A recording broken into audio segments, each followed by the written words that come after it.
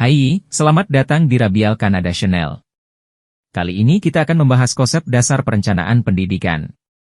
Sebelumnya jangan lupa like and subscribe untuk terus mendapat materi-materi yang sangat berguna. Selamat memperhatikan. Perencanaan pendidikan adalah alat penting untuk mencapai tujuan pendidikan yang lebih baik, meningkatkan mutu pendidikan, dan memastikan bahwa pendidikan dapat diakses oleh semua warga masyarakat. Tanpa perencanaan yang baik, sistem pendidikan cenderung tidak terarah, kurang efisien, dan tidak mampu mencapai potensinya sepenuhnya. Oleh karena itu, penting bagi pemerintah, lembaga pendidikan, dan masyarakat untuk mengutamakan perencanaan pendidikan yang baik. Sebagaimana pengertian perencanaan pendidikan adalah proses penting yang meliputi tujuan, proses, komponen, evaluasi, peran orang tua, tantangan, dan rekomendasi. Beberapa alasan mengapa perencanaan pendidikan sangat penting. Pertama, mengarahkan visi dan misi pendidikan. Perencanaan pendidikan membantu lembaga-lembaga pendidikan, seperti sekolah dan perguruan tinggi, serta pemerintah dalam mengarahkan visi dan misi pendidikan mereka. Ini membantu dalam menetapkan tujuan dan sasaran jangka panjang yang dapat membimbing pengembangan sistem pendidikan.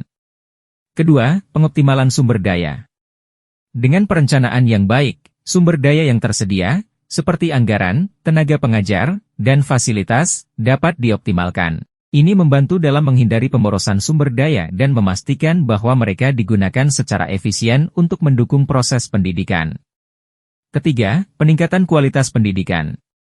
Perencanaan pendidikan memungkinkan lembaga-lembaga pendidikan untuk mengidentifikasi area-area di mana perbaikan diperlukan. Ini dapat mencakup pengembangan kurikulum yang lebih baik, pelatihan guru, atau peningkatan fasilitas pendidikan.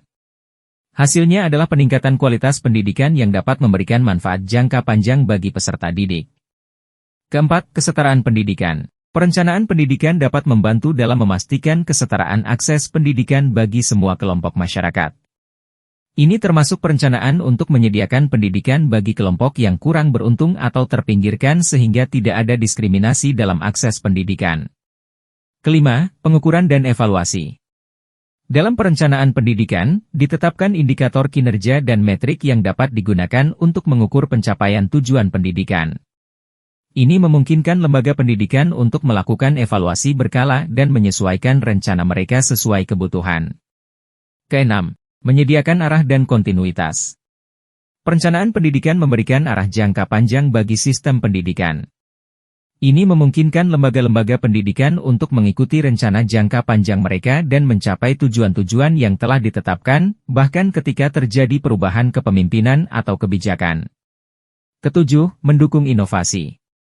Perencanaan pendidikan juga memungkinkan ruang untuk inovasi dalam pengajaran dan pembelajaran. Dengan rencana yang baik, lembaga-lembaga pendidikan dapat menciptakan lingkungan yang mendukung eksperimen baru dalam pendidikan.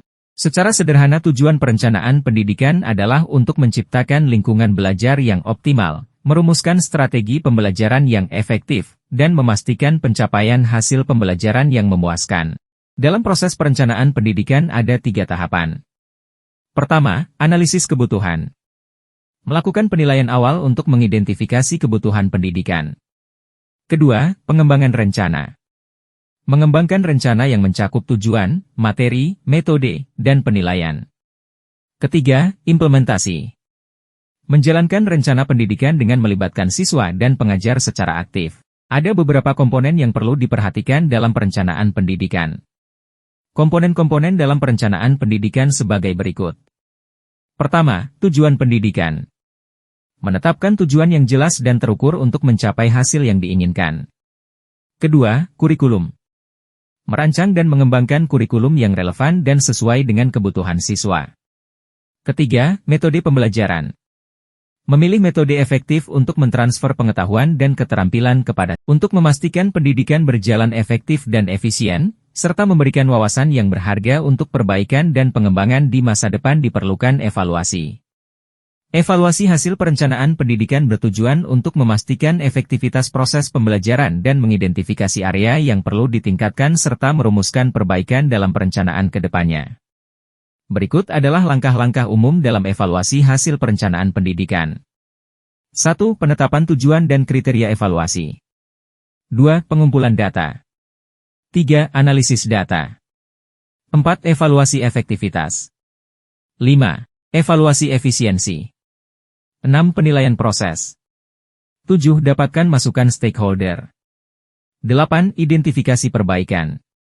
9. Umpan balik. 10. Siklus evaluasi berkelanjutan. Dalam perencanaan pendidikan, orang tua mengambil peran yang cukup penting.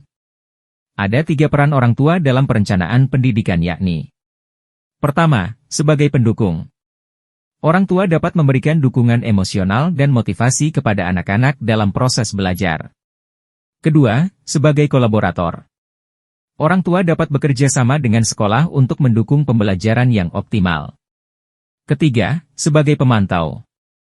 Orang tua dapat memantau perkembangan anak dan memberikan bimbingan yang diperlukan.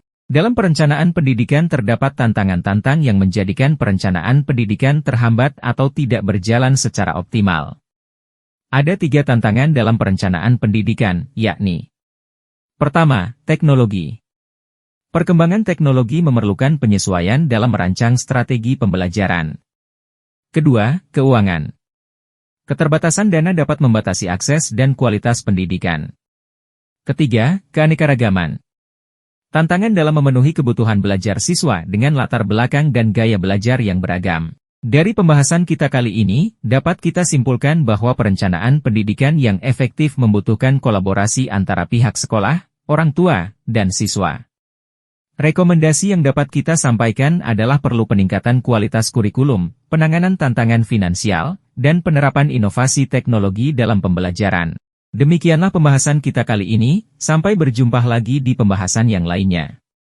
Jangan lupa like dan subscribe untuk mendapat pemberitahuan pembahasan selanjutnya. Terima kasih.